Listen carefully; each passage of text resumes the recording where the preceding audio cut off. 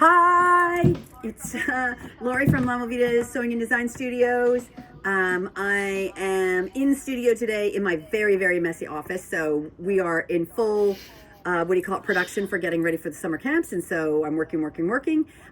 So please disregard some of the mess. And I'm here with Sam, and we're gonna talk today a little bit about, what are we talking about? We're going to talk about good sewing versus bad sewing tutorials and what we look for when we're on the hunt for good sewing content. Good in this context being accurate information that's not going to cause you to have more mistakes, professional information, stuff that we would actually use in teaching or in teaching ourselves, because we tend to have a bit more of a discerning eye. And sometimes when you're new or if you're not that experienced, you may just go for any tutorial. And there's a lot of inadequate information online in the most diplomatic way. So less this time, because we did it kind of previously with the sewing TikToks, but that was specifically about alterations. This time I wanted to tackle it more about how to find an actually good tutorial, because there's tons of great content online, but if you don't know, then how are you going to find the most appropriate information for what you're doing? Yeah. And I look at them like I said, before we were talking, we talked about some of the ones that are just like, oh my God, that will never work, right? Sort of those really surprising ones. But there is fully a category of videos that are attempting to be really helpful and authentically trying to be really helpful, but can miss the mark, right? Like I look at it and I go like, I'm trying to follow along and I have no idea. Like, not that their technique is bad, but their explanation or how they're showing it or how they're explaining it is wing-dingy. So we're not talking about like a poor way of doing something, but like if you're going to show somebody, can I follow along, right? Is it a teachable moment? And some of them, again, are not teachable. So that's like I look at it and I'm like, that didn't help me at all. Like, why are you putting that out there? Yeah, I think it's a hard balance to be an expert of something and also articulate enough to explain something well. And even for us, it's a constant process trying to figure out a way to communicate to our students how to do things the right way. I was gonna say, I think of it like cooking shows, and sometimes I don't care, right, that I didn't get the recipe and I don't know if it's a teaspoon or this, right, because the presenter is exciting and they make a great dish at the end and I'm just watching it and I'm vibing on like the community, right? Like I'm vibing on their cooking and the food and how it tastes and stuff, but you're not getting that.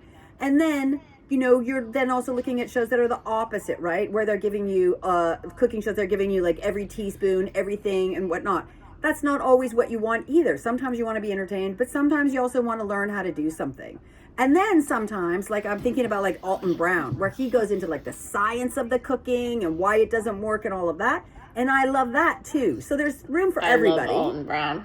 Right? But I would like to be the Alton Brown, maybe, of the thing, to say like, I'm an expert. It's a little bit funny, like he's a little bit funny, but really giving you the meat and potatoes of like how something goes together and why it does or doesn't work, right? Rather than, all about just the flair of the cooking or the sewing or something. Good sew. Okay, so I'm going to add a little bit of fluff before we get started here, because I want to hear about what you're working on. I also want to add a disclaimer that the plants behind me are tomato plants. They're tomato plants, so if you think they're any other type of plant, I promise you they're going to grow tomatoes.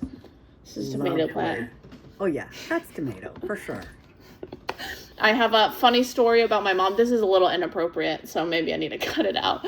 But I have a funny story about my mom, is that when she visited us here, my roommate at the time was growing something that looked like a tomato plant that was not a tomato plant. And my mom is notoriously against that sort of thing, but Tomato thought plants. it was a tomato plant, and proceeded for the 2 weeks that she was here to water and care greatly for the tomato plant. And it was not a tomato plant, so she found out later. So now she calls those type of plants Canadian tomatoes, but these are actual tomatoes. I think they're actually German. But we're growing tomatoes here on the farm right now, so they're all over my house. It's kind of driving me nuts. I also went outside today and planted some flowers, so I'm full-blown farming right now. Nice. Yeah, I have a deck that's new to us, and we're gonna cook. We're gonna plant vegetables in it, but my husband is. He's more of the gardener than I did. I used to be a really big gardener, but now I have lost my little bit of a zhuzh for it. But he's going to grow. Bring you a tomato plant. Yeah, so we'll be doing tomatoes, and tomatoes. He loves kale. Loves kale because kale grows really so easy fast to and grow, hardy. yeah. And then when we had it before, we had snow on it over winter, and it pops back up again. Yeah, you can cut off the top before it flowers, and it'll produce forever. I think it's 18 months. It's not actually forever. But also the problem with that is the hardier species that he likes, because he likes how prolific they are also harder to digest, right? Do you like massage? Well, he's the one who cooks. Yes, but so I wanted to have a slightly less hardy brand as well that may not live through, a snowstorm, but is a little bit easier to live through me, because sometimes those kales are like a little bit hard on the tummy as they're going through. But we're going to try. They had a nectarine tree, a mini nectarine tree. You're going to put that on your patio? Yeah, because it's like a miniature one, and it produces between 50 and 100 nectarines, and they're like the size of a tangerine. They're supposed to be absolutely delicious. Oh, that's excellent. Yeah, You're so they stand about like jam 3 or 4. It's almost like a bonsai tree. Like it's got a gnarly trunk and it's quite short. But I thought, nectarine tree on the porch, that would be lovely. Yeah, that's kind of cute. You got to make sure your cats don't beat up your nectarines. Yes, and we were going to try some peppers this year, because our back deck where we're doing this, super hot. Okay, I was going to say, it has to be pretty hot to be peppers. And we've never been able to grow them before. In our climate, Yes. So last weekend, it was, I think, 16 or 17 degrees. It's been warm here all week. Yeah. Our back deck was so hot that you couldn't walk on the stones without your shoes on. Oh. And I couldn't sit outside at all, with my clothes on, because it just is so protective, and the sun hits down. You're going to need a sun umbrella. Yes, so I had to pull the sun umbrella and stuff. Oh, okay, you already have working. One. But that's why I thought, maybe we can try some of these hot climate veggies, because it's going to be super hot. I'm a little nervous for the tomatoes, because I think it could be too hot for the tomatoes. Yeah, you're going to need to put an umbrella over your tomatoes. Yes. So. Well, I would expect maybe it's because you're so high up, that because your patio's in the back of your apartment, that halfway through the day you would get a good deal of shade, but you get sun on the whole time. There's nothing in the way, morning till night. And you guys have the trough in the back, right? So that's where you're going to fill them in. Might only get peppers and kale back there. You got to put your tomatoes in a planter that you can move around. Yes. And so, but my father has a watering system that he's not using anymore. So we're going to be able to set that up, which is super great. So that'll be on a timer, and it'll be able to water at the best time, right? Your bushy tomato setup. Yeah. So it'll be sun up and sun down. So we're not out there. Because that's always the problem, right? Is that when you're ready to water, it's the wrong time of day. So it's got to be watered right before sun up, right? And after sundown, so that they don't get burnt or whatever. So we'll be all bougie. We have tomatoes, maybe, if they don't get burnt. Maybe some peppers, but the garden's going to get watered. Well, at the very least, I'll be able to bring you out tomatoes, so. I like that. We did before, and you probably do this, but when we had the tomatoes before, we had so many. I saw this on TV. We just put all the tomatoes in a bag, and then we put we had a basil at the time and parsley, and I just stuck it all in a bag and Ziplocked it. So that and we had some garlic, dumped it in, so that when I did it in the wintertime, I just opened the bag and put it in the pot. And I had the parsley, the basil, the tomatoes, all the bits already there. So it was like instant tomato sauce without having to search out all the stuff. And I thought, well, that's pretty smart. No, that's a good idea. And I was like, smart like me now. So what are you sewing? Oh, what's going on around you? So I am sewing two things. I have decided that that making a simple skirt is like the most brilliant thing that new sewers should do. Because they're so easy to make. They're so versatile. You should never spend any money on it. And there's tons of like reasonable fabric that you can make skirts out of. And a skirt is awesome. So I wear skirts and they're easy. So I made 5 new skirts in current patterns and fabrics that we had. And I am hoping that our following will come this summer or this spring, summer, and come make skirts with me. Because the skirt class has been hard. The skirt class has not seen that enough people in it. To be, if you're a new sewer, and you wear skirts or you know someone that wears skirts, this is what you should be making. Right? So easy. And then once you leave the class, you can make like 1 million of them. Yeah. And every shape, right? You can make them mini skirts. You can make them long. You can make them tiered. You can make them, what do you call it now? What is it? Lopsided, asymmetrical.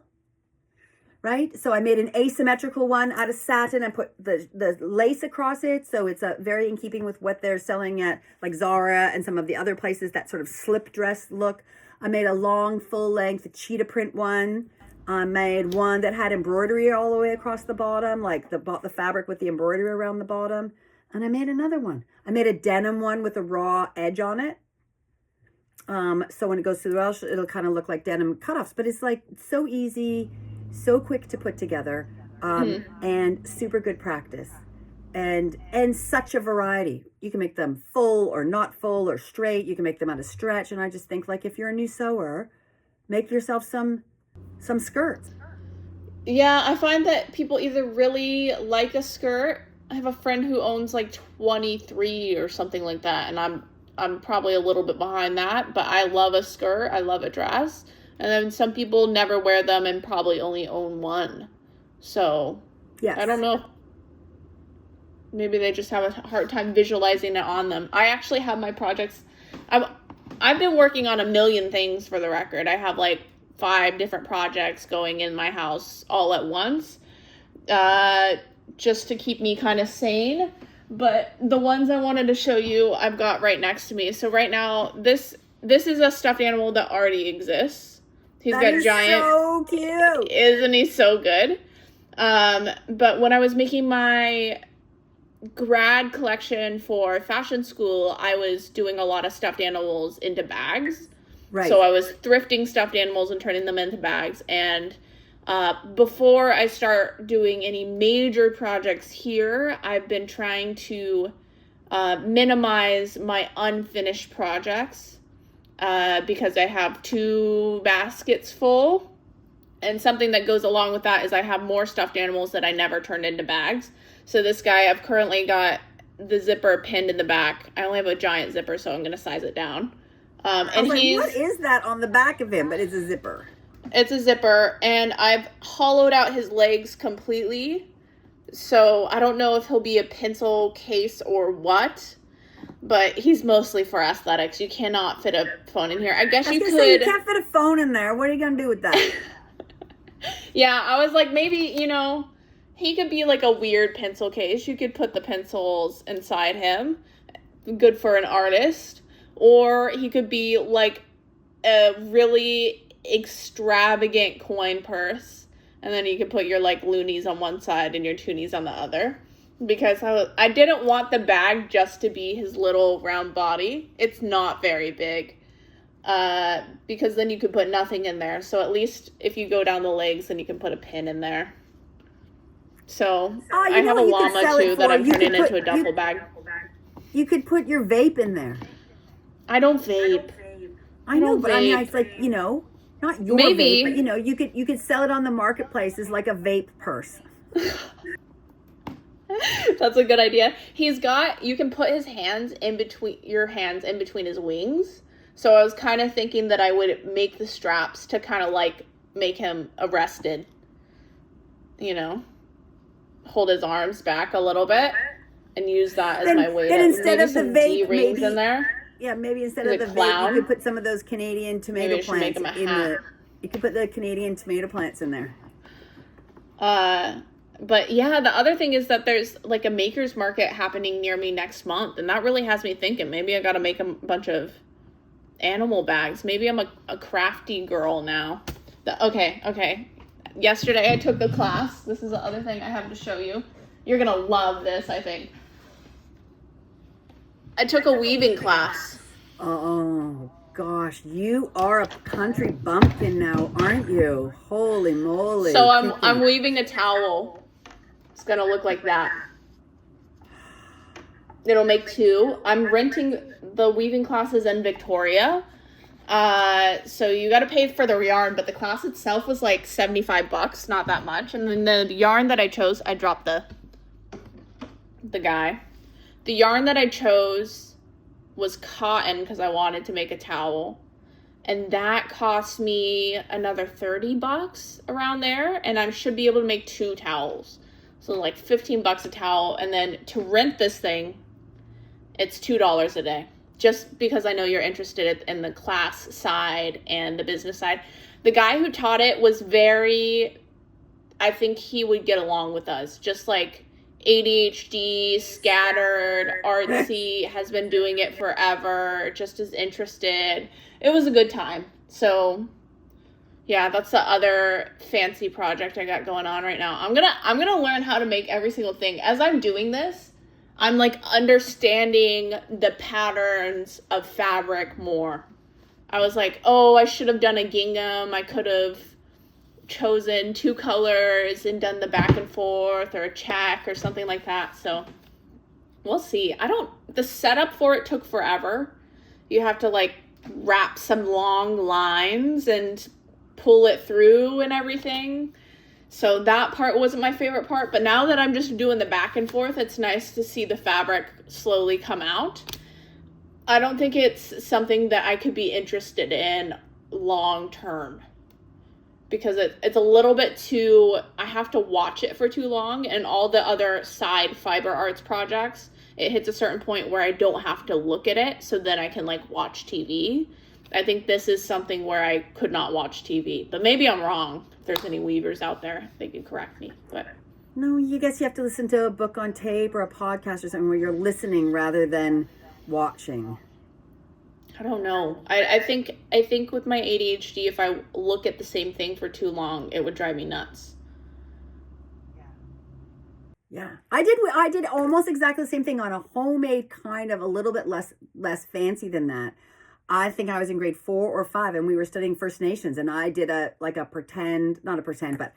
I took inspiration from a First Nations blanket and wove one.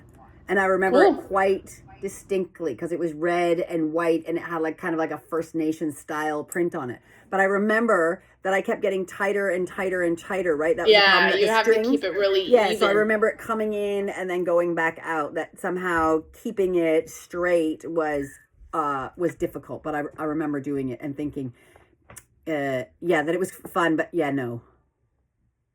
Yeah. No, I was just more interested in taking the class and seeing what was going on and learning more about the thing, Now that we've taken our knitting class and I've taken a spinning class, it kind of was the last thing I had to check off the list. I did so many of those things. Like I took 2 or 3 interior design courses for a while. I took a stained glass course. I took, in my 20s, 2 or 3 different woodworking classes. I made like a cabinet. So I think I explored lots of those kind of things. Took extra illustration classes, like fashion illustration and illustration classes. I've been looking at drawing some classes, painting classes. Yeah. I was always interested all the time in doing something, especially during those years before you have kids. It's like, what are we going to do tonight? What are we going to do tonight? And made millions. David and I did tons of mosaic arts, like getting old plates and then breaking them up, right, and then redoing them. And I did my countertops, and I did a big mirror thing with broken tiles. And so I think I'm similar as you, like just go down a rabbit hole, like what can I make now, right? And cooking classes and different I want to know, and I want to understand, and I want to see what's going on. Yes. I don't know. I like all those creative processes. One I wished that I'd taken, but I don't have any desire anymore, was like flower arranging, because I thought, oh, that should come really naturally, but I can't do it at all. So now I just get lilies and stick them in the thing. But I know that there's like a pretty easy way to do that one, I think, right? Like, yeah, I think if I explained it to you, once my flowers start coming up, I'll bring you some and tell you just what I do. Because I think it'll click. It's just knowing you know, about when it. you see, there's a couple guys on TikTok and they make the most beautiful arrangements, like artistic and off the side and stuff. And mine always just look like a bunch that I picked out of the garden. Yeah, right? you kind of have to be strategic how you're like shoving it in there. The other thing to note is that often when you're doing flower arrangements, the florist will tape the vase. So they put a grid onto the vase to help hold it in shape. And then you got to trim them down to size and make it kind of uneven, because otherwise they all stand up like this. And you have to know a lot about your flowers, because like I love hydrangeas or a few others. But if you don't take care of them properly, they die in your arrangement. So I made one like recently and put hydrangeas in a bunch of stuff, but the hydrangeas were dead in 4 days. So then the whole arrangement was dead, right? And some other things. And so I think you have to also consider like how long you want it to last, and are you pulling things out? Because the whole thing was based on these beautiful hydrangeas, but cut hydrangeas, like they die fast. So it didn't work out for me. Okay, so let's talk about this now that we've established ourselves. I have some videos, but as the baseline here, could you tell me about what you look for when you are looking for a specific sewing skill and how you go about that? Because I would say when I'm looking it up, I am being pretty direct about the thing that I want. I wouldn't just put in hem. I would put in the type of pants, so jeans, hem, and then if I was doing a shirt, I would be specific about the shirt. So I think that's important, because if you just type in kind of how to sew a hem, you're not going to get enough information. And then the other thing is that when I'm looking, I'm trying to find someone who in some way conveys that they've been doing it for a while, because if they're a bit more beginner, they may not have all the information that I'm looking for. And then again, here's another one. If they're really young, I am a little bit skeptical, because I'm like, how long can you have been sewing? And I'm looking, because usually what I'm looking for is something next level, right? Like I'm not looking for sort of a beginner lesson on something. What I'm usually looking for, sometimes I'm curious as to what people are teaching brand new sewers. So sometimes I am looking, but I'm looking at that for a different reason. Like, how are they teaching other brand new sewers to sew? So I'm looking, but if I'm looking for information, right? So I'm looking at someone who's like not too young or too new to the field, because I'm looking for something more, and usually something that I haven't got a lot of experience in, but I'm looking to someone else who has a lot of experience in it. Also, sometimes, and this is it, is sometimes I steer away from something that's too, not old, but like I'm looking for innovation. So sometimes I'm not looking for old school techniques. And so sometimes if I'm getting the vibe that the instructor or the person is teaching from a very classic way, then I'm not interested in that either. That makes sense.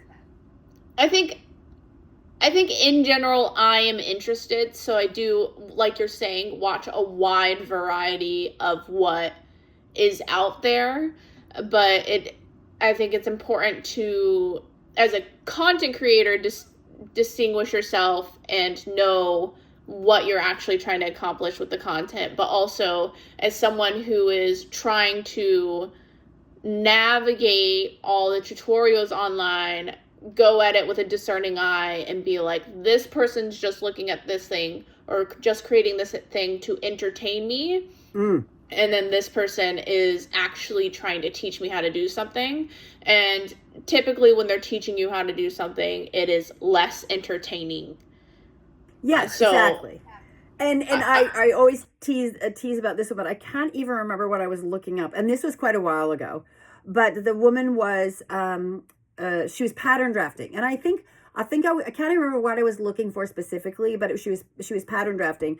And then I think I've told you this story before, and she was quite young, and she is pattern drafting in quarter scale, right? Yeah. Which is really hard to I don't know.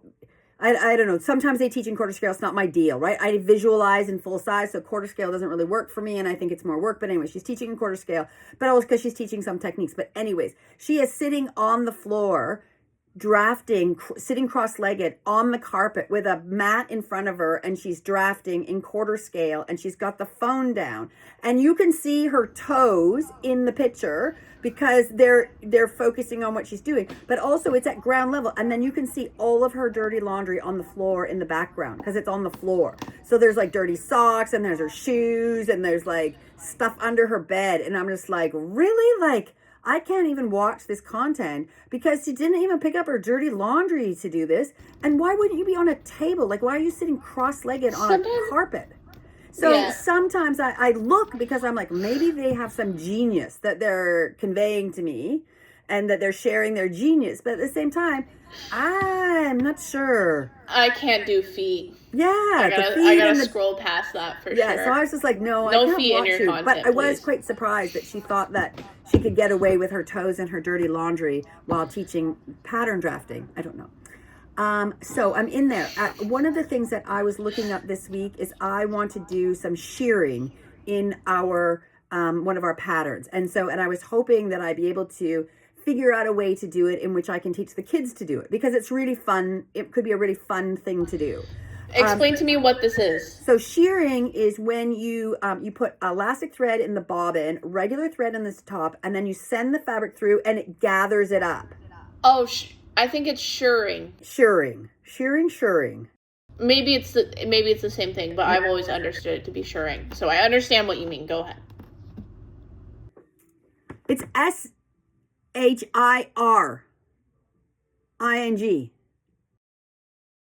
I don't know. Maybe I know it wrong.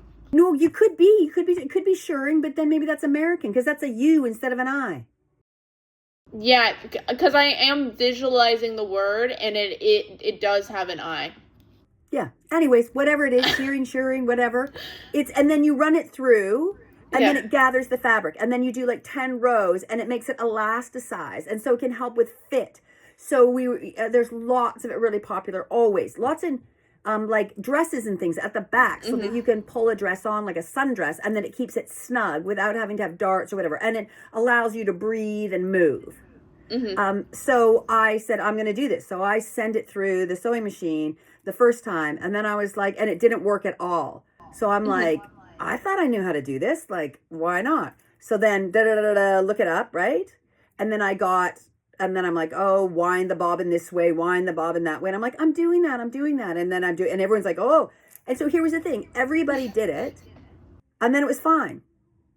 So then mine wasn't still working. So then I go like, why is my shearing not working? So much more information. Should have started there. Yeah. Because then the person that I was watching was talking about why it works, why it doesn't work, what to troubleshoot, what kind of fabrics work better, what kind of fabrics don't, how the bobbin should go in. And then there was all of this lesson that was learned because the others were just like, just do it and go through. And there is a lot of nuance to it.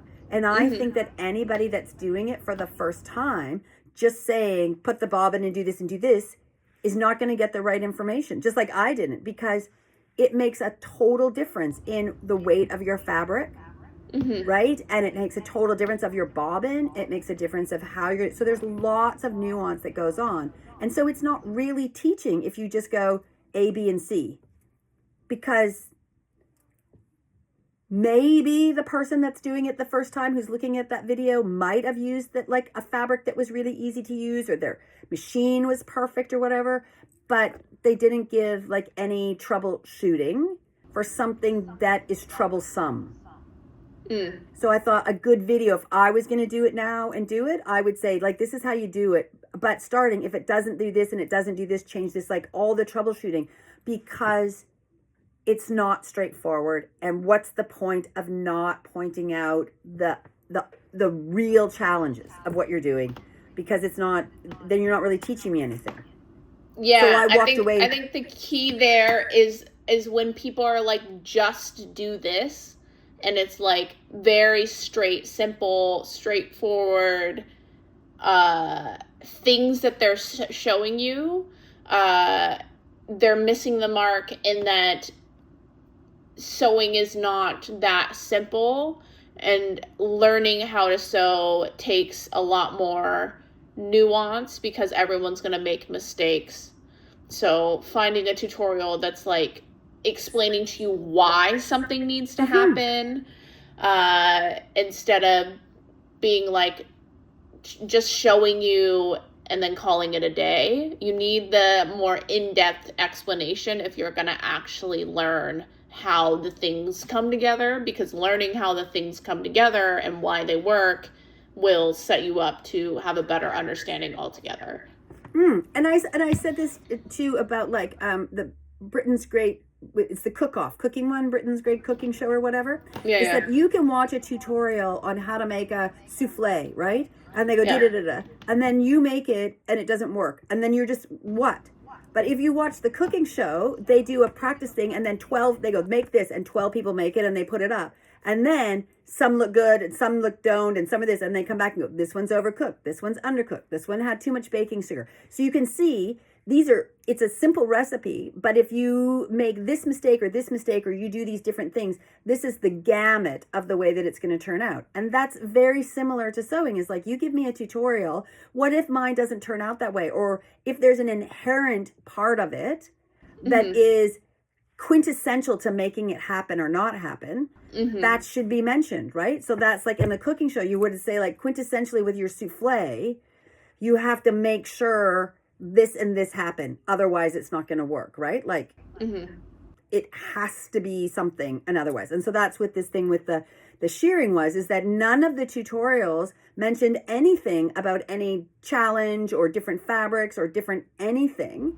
They just said, oh, you just stick it through and this is what happens.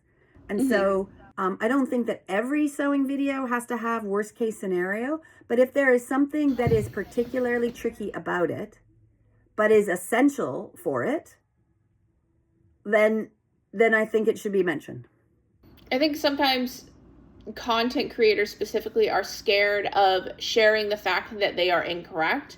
And we kind of toe this line too, because like, you know, you're a professional who has been doing it for a long time, and even you still make the mistakes. So if you share those mistakes online, is that going to ruin your credibility, or is it helpful in the goal of educating others? Because it's one, good to understand that everyone is making mistakes, and then there's more learning that you can do because you're pursuing the knowledge of why didn't this thing go right, and how do I convey that to everyone else so that they understand.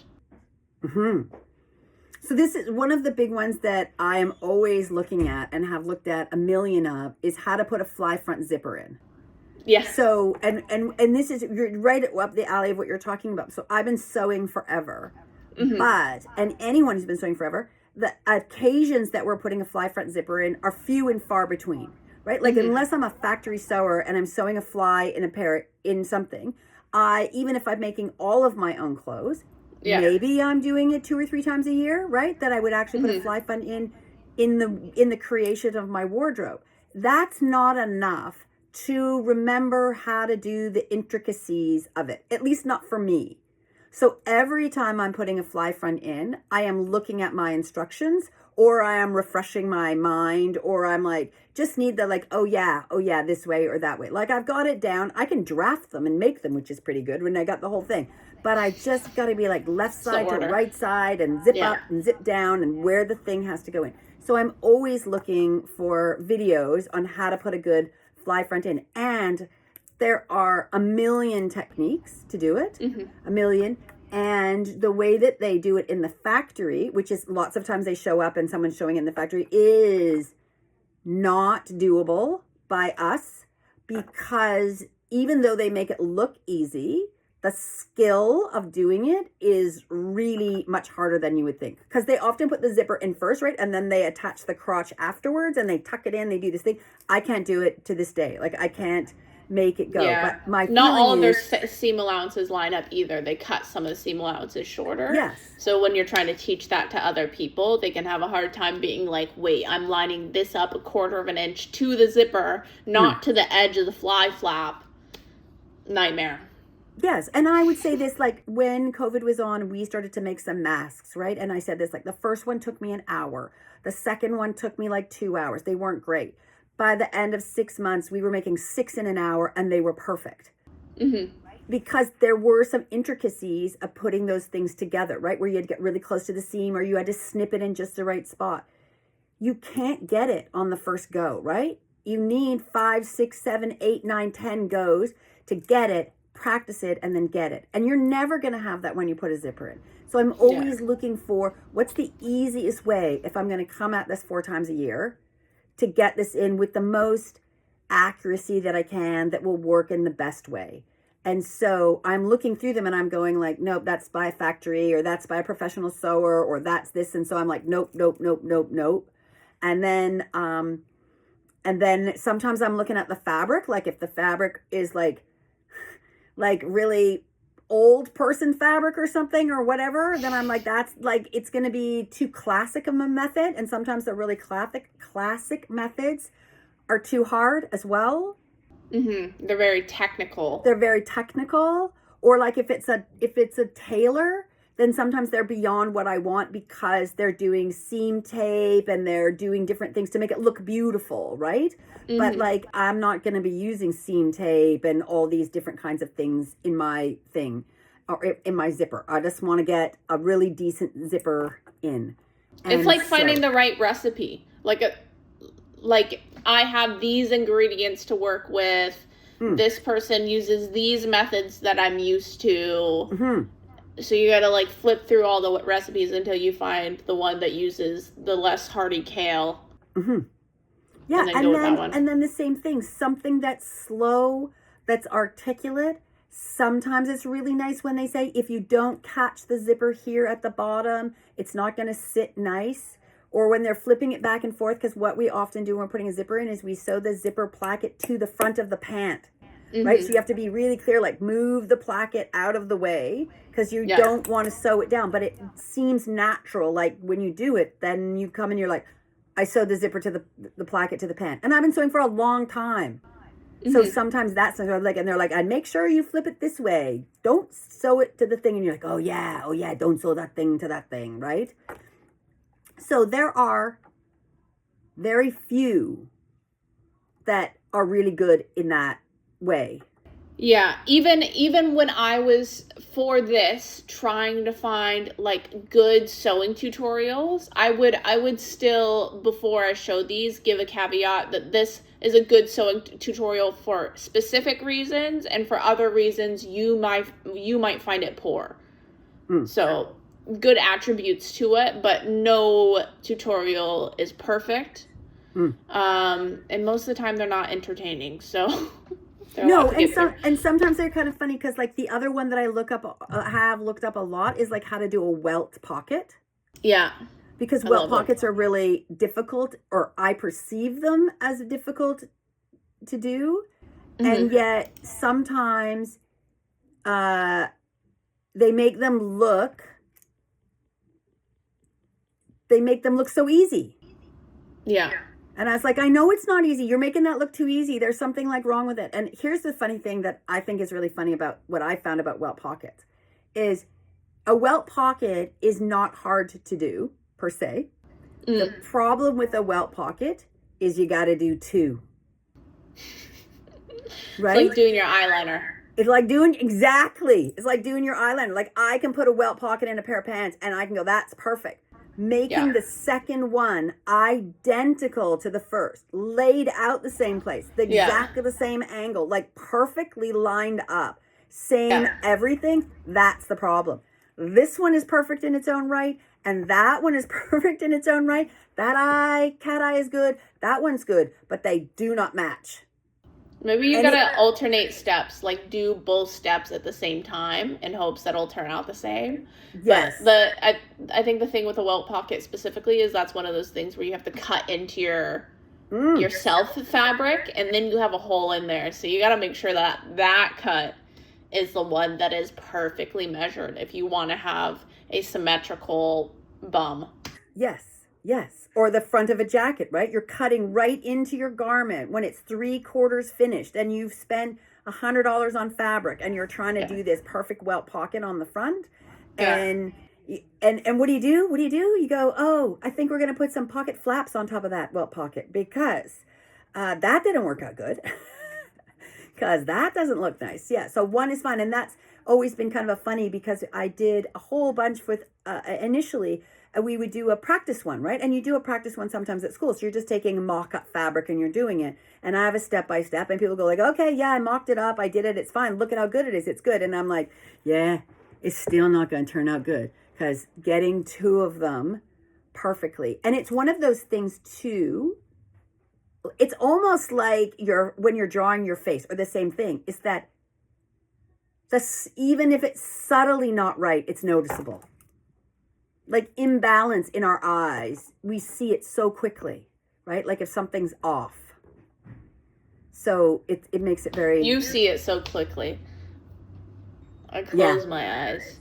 Yes. Well, and I say that to people too. It's like, well, when you're wearing it, no one's going to be looking at it like this, right? You're going to be standing, you're going to whatever. If it's on your butt, you're walking, your shirt's there. Yeah, of course.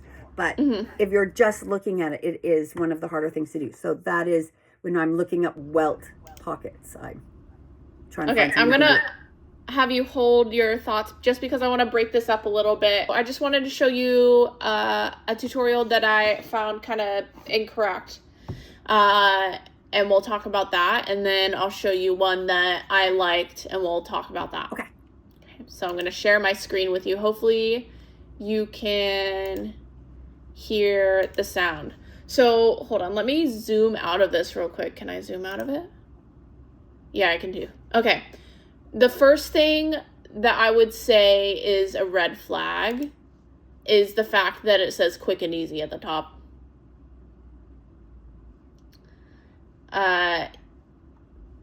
Nothing about the title is indicating me an issue otherwise, but quick and easy is one that I don't really subscribe to, especially when you're talking about cutting and sewing pants at home. I would not expect that to be something quick and easy.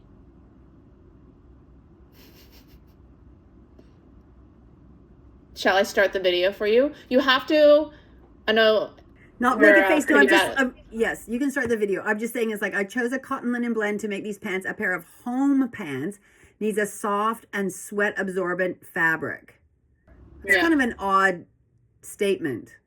I never think about my home pants being sweat absorbent. I think cotton linen's breathable, and that's what I might. But I'm saying, like, I would say breathable. Sweat absorbent makes me sound like I'm like wearing a.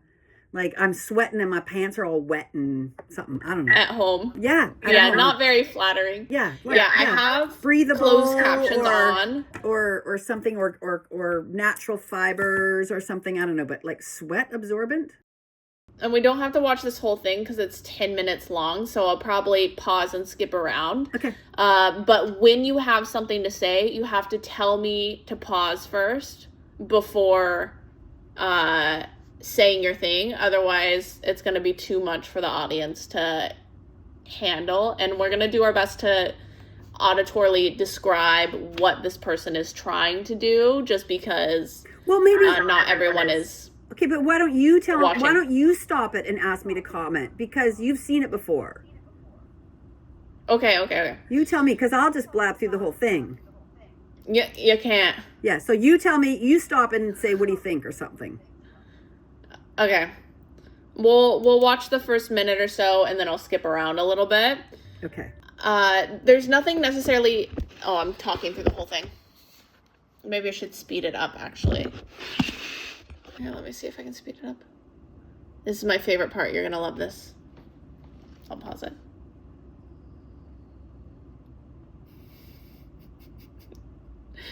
So what she's doing is she is measuring, she's telling you some measurements, not necessarily telling you why there's measurements, but she's measuring the whole thing out.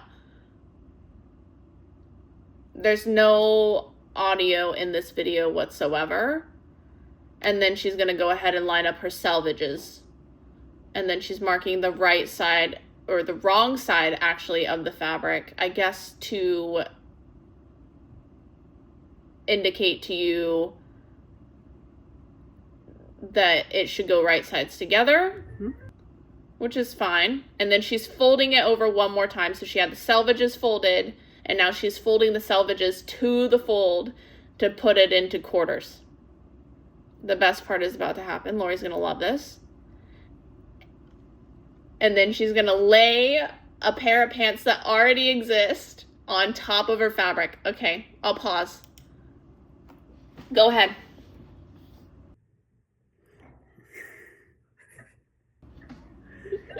Okay.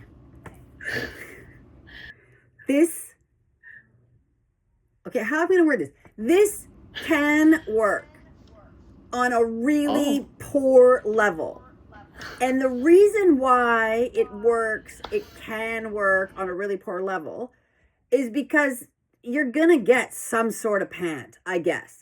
But the thing is that the crotch of a pant is different on the front than it is the back. So you cannot make a pair of pants, or should not make a pair of pants, where the front leg and the front crotch is the same as the back.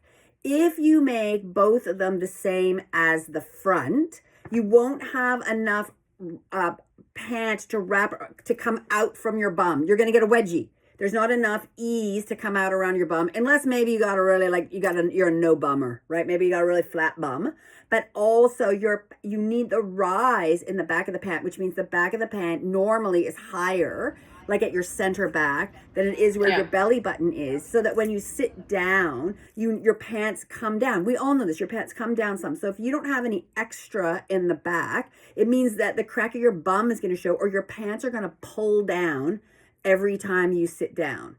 Flip side, if you do it the other way and you make two back panels, the problem is that you're going to have like a droopy crotch in the front, and the front of the pant is going to sit awkward because you've got too much rise in the front. It's going to sit at your small of your back in the back, but it's going to sit over your belly button in the front. So you're going to have this big like belly on the front, and you're going to have extra room for your package, as it were, on the front of your pant. So it's not going to give you a great fit. So however she's folded it, I'm assuming she's probably folded it this way because pants naturally fold easier with the back side, right? Because if you fold them and try and use the front crotch, there's going to be ripples and stuff in the pant. The other thing is that usually the front of our leg is smaller than the back side of us. So normally a front pant leg is slightly smaller, slightly narrower in the front than the back. And when we make that, it makes it so the side seam runs down the center of your side of your leg. If you do it this way, most likely the seam will run further towards the back because you don't have enough you don't have extra on the back, so your seam will sit in the back. You won't have enough back leg area.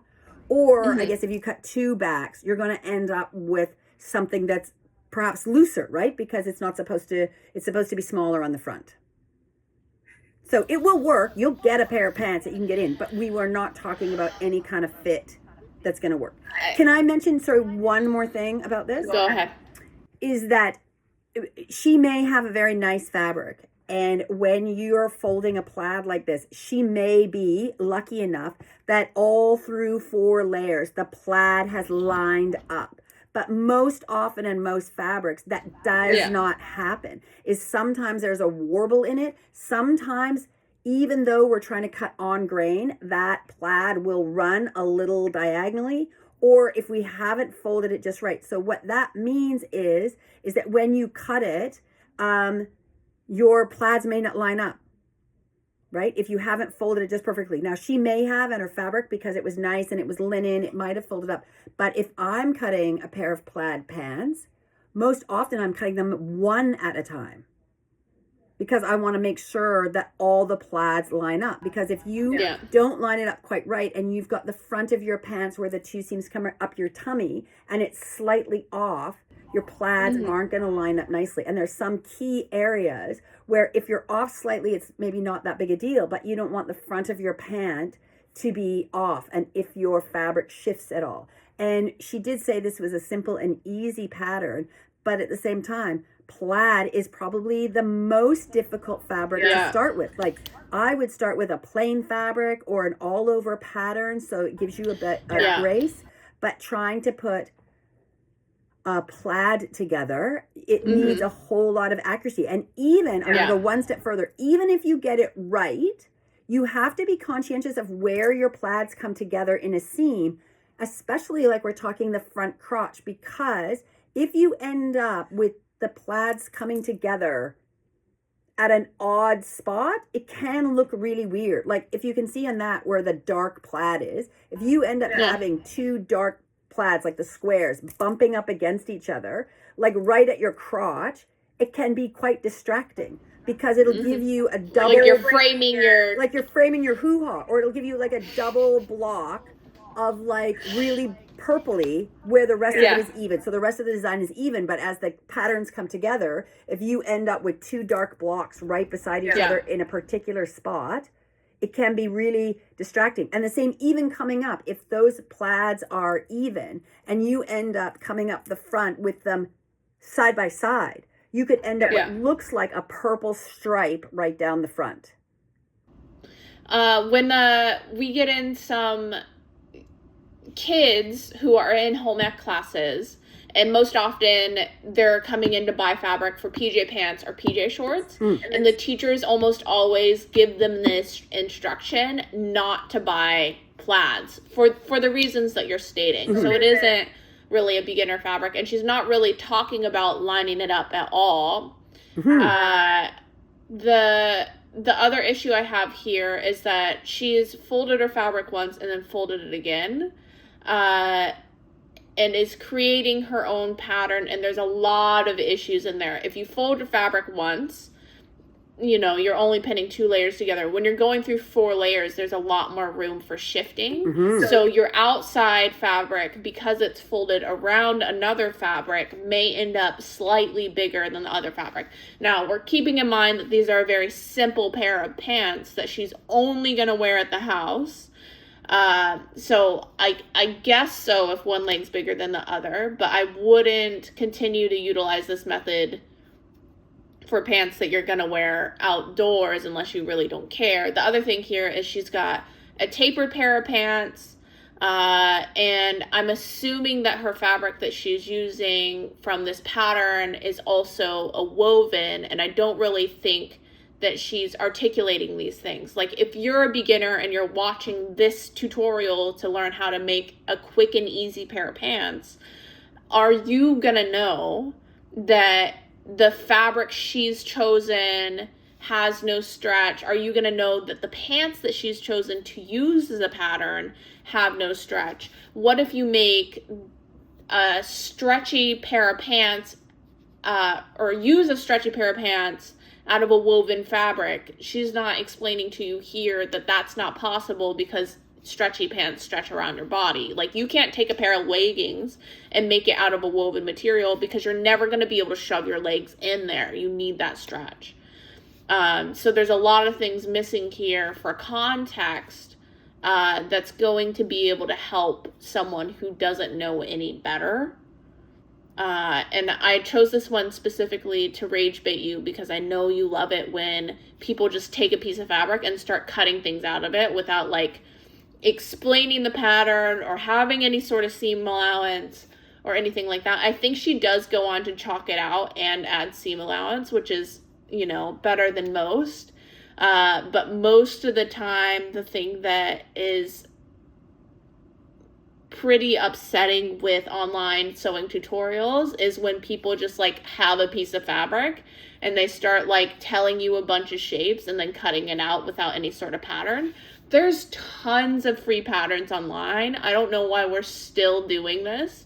it's like we're in the 1400s and we're making a toga. We don't have to do this anymore. There's patterns. You can find something that fits your body. We don't have to waste fabric to experiment with shapes anymore. Yeah, so a simple pant pattern would be online, and 100% you can find a PJ pattern online that has all the things we're talking about that would be correct. Yes, right? and I would go. This is what I would say if I wanted to do a slight alteration, like make this slightly better. Mm-hmm. I would at least make a paper pattern, copying this, like tracing around this, if you want to, a paper pattern of the front and the back, right? So if you really wanted to do this method, I would at least break it down to the front and the back and start with a paper pattern, because it's just going to be so much easier, pause. right? Hold on, so my if you wanted to died. trace around your favorite pair of pants. Can you hear me? Yep, totally.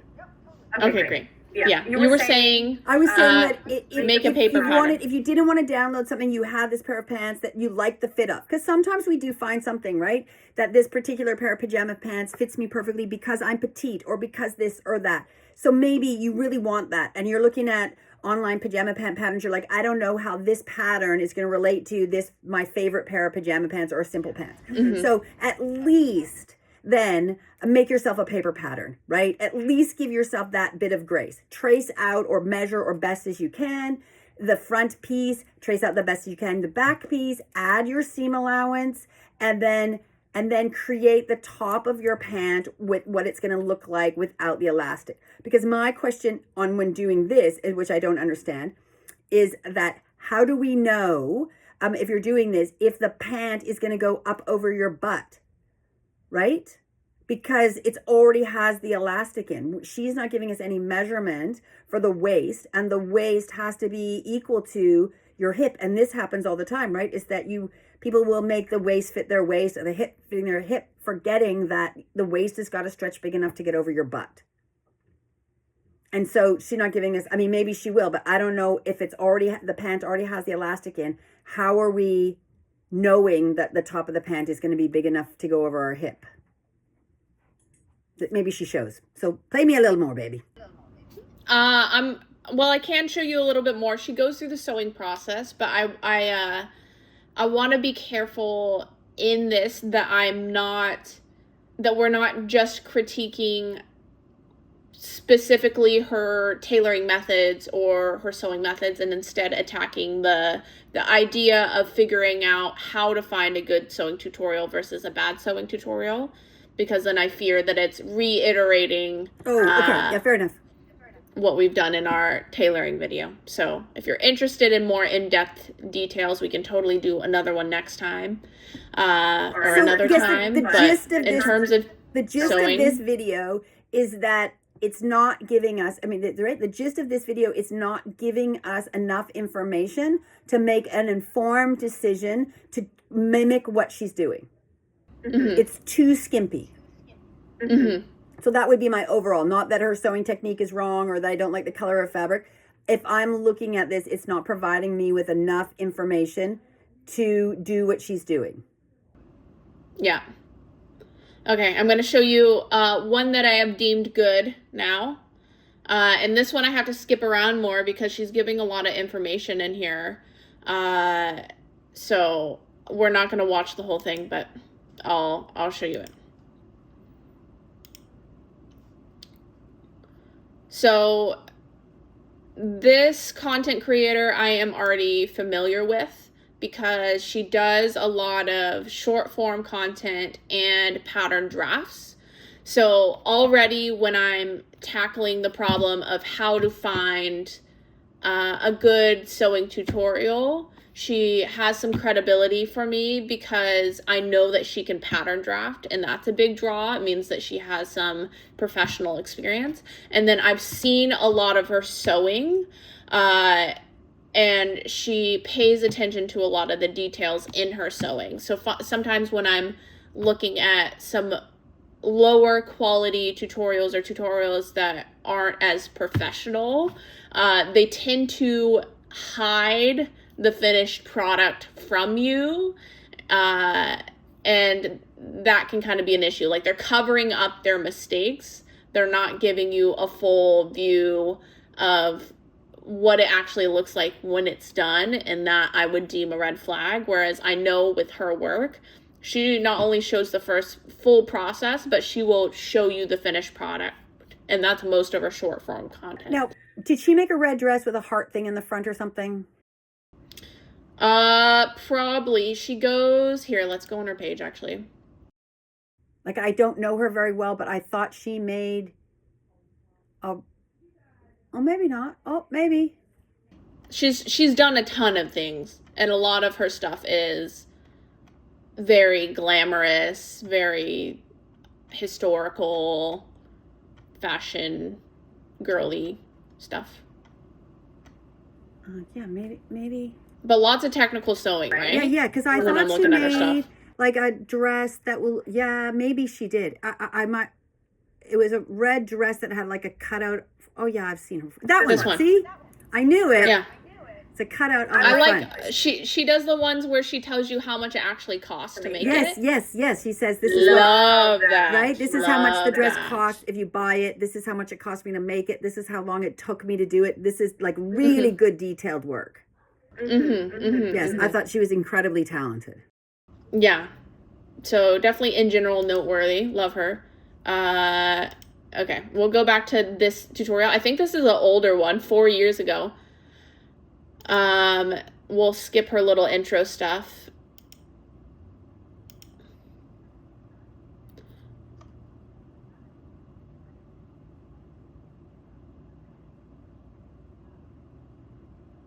I think this is a pretty common thing that people get on. And we actually talked about it in our tailoring video.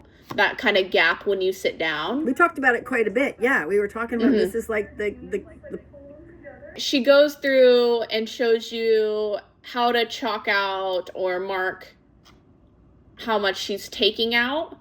And then she has a whole portion, which we don't have to go through the whole thing, about how to sew through the material she's teaching you to sew on. Like denim notably is, here, I'll pause it. Denim notably is harder to sew through. It's thicker. So she's going through and detailing all of that. So really good green flag there. She's talking about her material. And then, I want to skip ahead. Look at her fingernails are like mine. They're so cute. Oh, you're matching. Oh, I haven't seen your fingernails. Those are cute. Did you just get them done? No, I did them for Easter. They look like little Easter eggs. They have little gold dots on them, sort of polka dots, but I missed them. Yeah. Except for the pink, the light pink here was white, but when I wash my hair, it turns all my nail polish. So I knew it was going to go light pink. An upgrade. I upgraded myself when I washed my hair. Yes. I want to see this. What did she do? Just make sure that the dart placement is pretty even. So then the other thing here is that she's seam ripped all the things that she's working on. And then in the past, when we've looked at lower quality tutorials, they just sew through the whole thing. And if anyone is showing you how to do something and they have, especially in tailoring, and they haven't seam ripped anything, red flag. So she seam ripped it. She's not necessarily measuring here. I would probably measure here, but that's fine. Whatever. And then she goes through and shows you how to take it all in and sew it back together. Yeah. And so, can I ask a question? Yeah, go for it. When you go to how to make your jeans smaller, and this may be a hard question, I don't know, how far down do you have to go to find her? Like, does she pop up? Like, when we're looking for something, that's a good question. Content, we can go ahead and do that. 20 million miles down, do I have to go, I just don't know how the algorithm works. Do I have to go through 40 yucky ones to find her? Or do good content show up relatively easily? I think it can depend because sometimes the person is popular and sometimes the person's not. So hers is 6 down not including the shorts. Yeah. So she's up there, but you do have to skip through all of these. And I did look at these, but they weren't necessarily my favorite. Well, because I'm looking at this, she's doing how to take in your jeans, no darts. She's got 1.4 million views, whereas the one we were looking at, I thought was really high at 900,000. So why is somebody else getting 1.4 and she's only got 900? I would then look at it and go, oh, the 104 has more views, so it must be better. But that's like any of those things. I don't think this one was necessarily bad, but it certainly wasn't my favorite. And I don't think there's anything wrong in the title. We can take a little peek at it. You want to see? Well, she's saying with no darts, right? So she's got to be going down the center back seam. Yeah, which is probably why I didn't choose it, right? Because I'm kind of biased against that. I just don't know how. Well, at another time we'll look at it, because I don't know how you would do that with any finesse unless you had an industrial machine. I don't know how you'd get through that center back yoke double seam thing with your regular old machine. She might have an industrial, actually. Right, which would be fine, but that would be the first thing. Yeah, she does. How to take your jeans in at the waist, no darts, must have industrial machine, or because lots of these things, there's just no way that your normal machine, even ours, and we have really good ones, would very much struggle getting through that point of the yoke, right? Yeah, the back center yoke. Yeah. Yes. And I guess what we're talking about here too is that the little girl that we were looking at first, she had very little to take in. Like I'm saying, like she didn't have a lot to take in, which means that she could get enough out of 2 short darts. Whereas the second one, we're saying we're not doing darts, was showing us that she had more to take in.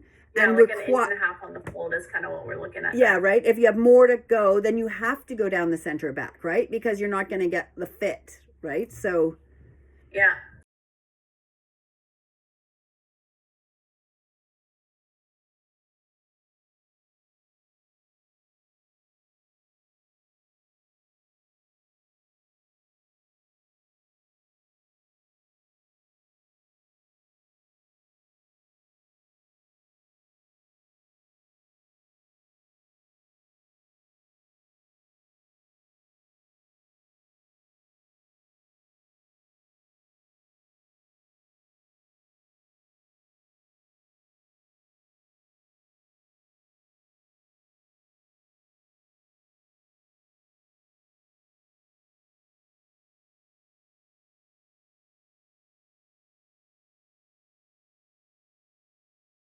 Appropriate. Yeah. So one of the things that you're looking at if you're looking for a good video, right, is to zip through it a little bit and see what machine they're using. Because if you're a home sewer and you're looking to do something and somebody is doing something and they're using an industrial machine, it could be just a bit of a flag. I mean, they may be able to, certain things you might be able to do on a regular machine, but it could be a flag that if you don't have an industrial machine, this is not going to work for you, right? So the one that you chose, she talks about, this is the machine that I sew on, and I can do this alteration on this machine.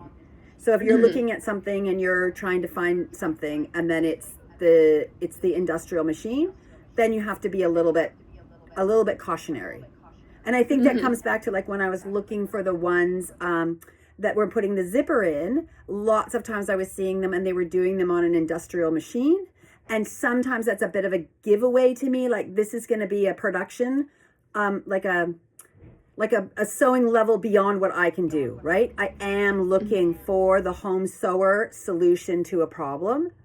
And sometimes those tailoring techniques or the techniques where someone is a professional sewer on a industrial machine are not going to translate to what I need to do. So those can be things that if I'm looking for something that I would kind of be looking for. No toes at any time showing up in the tutorial. Cautionary if they're on an industrial machine and you're a home sewer. Those are cautionary. Something where they're skipping too many steps compared to everybody else. So if you go want to make a pair of pajama pants or house pants and everyone's like, get a pattern, get this, get that. And then you find one's like, just take the pants you got in the closet and make this. Maybe if they're skipping too many steps that because you're going to check out 3 or 4 that other people are doing, then maybe that's a cautionary tale. Like, why is everybody taking the time to do step A, B, and C and you're skipping through it? Mm-hmm. You know, the same as like that somebody who like, what does she do? Free hands cut your pattern out that we were giving before. It's like, I can freehand cut probably quite a few things and get it not bad because we were talking about me going on Project Runway or whatever, right? Freehand cut fast because I've done it 10,000 times. But if we're talking about instructional or how to do it, sometimes if you're teaching someone, there's needs steps that need to be done. Yeah.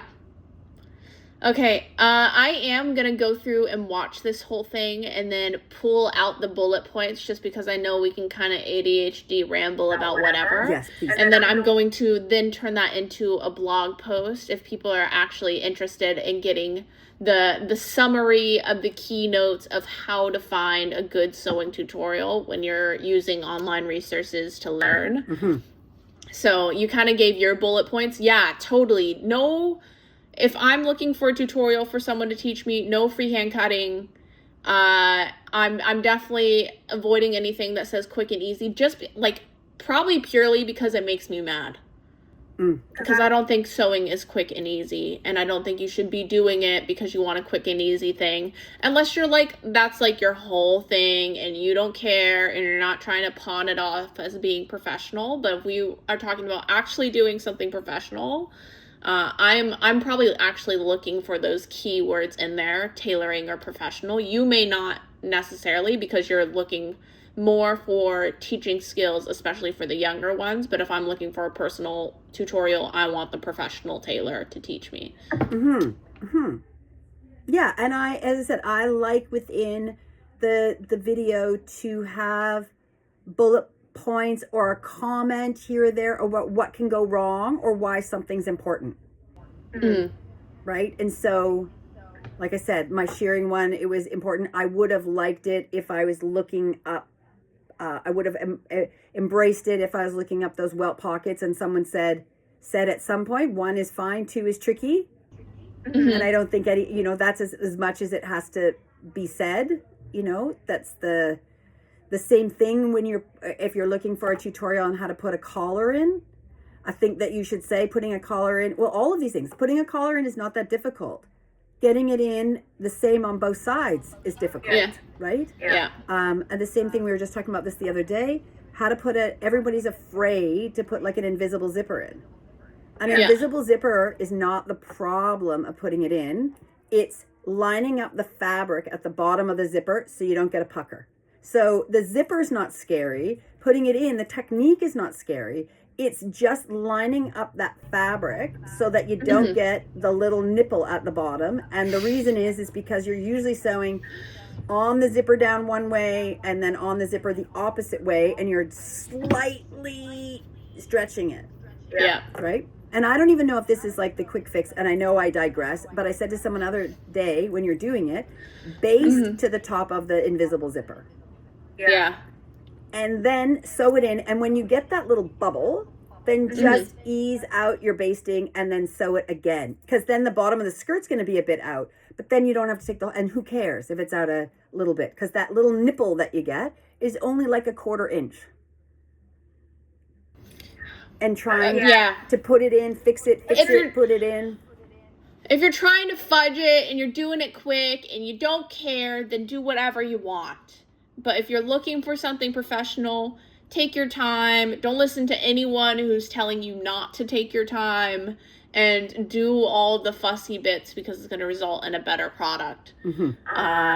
And yeah, that's all I'll say. I think this is our 10th podcast episode, as long as I'm counting correctly. But we'll come back next time, and I want to talk to you about summer camps. Okay, fantastic. We'll see you then. Bye.